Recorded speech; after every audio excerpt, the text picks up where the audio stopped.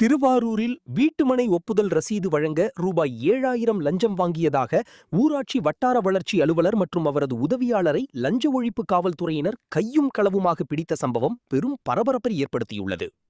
திருவாரூர் மாவட்டம் கீழகாவாதுகுடி பகுதியைச் சேர்ந்த பாரதிதாசன் தனது வீட்டுமனைக்கு அப்ரூவல் பெறுவதற்காக கடந்த சில நாட்களுக்கு முன்பு திருவாரூர் வட்டார வளர்ச்சி அலுவலகத்தை அணுகியுள்ளார். அப்போது அலுவலகத்தில் பணியாற்றி வந்த வட்டார வளர்ச்சி அலுவலர் சுவாமிநாதன் மற்றும் அவரது உதவியாளர் சுரேஷ்குமார் ஆகியோர் வீட்டுமனை ஒப்புதல் ரசீது வழங்க ரூபாய் 7,000 லஞ்சம் தர வேண்டும் என கேட்டதாக கூறப்பட்டுள்ளது.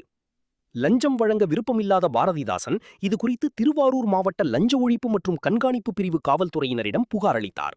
புகாரை தொடர்ந்து காவல்துறையினர் முதற்கட்ட விசாரணை மேற்கொண்டு லஞ்சம் கேட்கப்பட்டதாக உறுதி செய்த பின்னர் சம்பந்தப்பட்ட அதிகாரிகளை பிடிக்க திட்டமிட்டனர். இதையடுத்து லஞ்ச ஒழிப்பு காவல்துறையினர் ரசாயனம் தடவிய ரூபாய் 7,000 பணத்தை பாரதிதாசனிடம் வழங்கி அதை அதிகாரிகளிடம் கொடுக்க அறிவுறுத்தினர். இன்று திருவாரூர் வட்டார வளர்ச்சி அலுவலகத்தில் பாரதிதாசன் அதிகாரிகளிடம் பணத்தை வழங்கியபோது அங்கு மறைந்திருந்த லஞ்ச ஒழிப்பு துணை காவல் கண்காணிப்பாளர் நந்தகோபால் தலைமையிலான காவல்துறையினர் திடீரென உள்ளே நுழைந்து வட்டார வளர்ச்சி அலுவலர் சுவாமிநாதன் மற்றும் அவரது உதவியாளர் சுரேஷ்குமார் ஆகிய இருவரையும் கையும் களவுமாக பிடித்தனர். தொடர்ந்து இருவரிடமும் லஞ்ச ஒழிப்பு காவல்துறையினர் தீவிர விசாரணை நடத்தி வருகின்றனர். மேலும் அலுவலகத்தில் உள்ள முக்கிய ஆவணங்களையும் போலீசார் ஆய்வு செய்து வருகின்றனர். அரசு அலுவலகத்தில் லஞ்சம் வாங்கிய அதிகாரிகள் கையும் களவுமாக பிடிபட்ட சம்பவம் திருவாரூர் பகுதியில் பரபரப்பை ஏற்படுத்தியுள்ளது.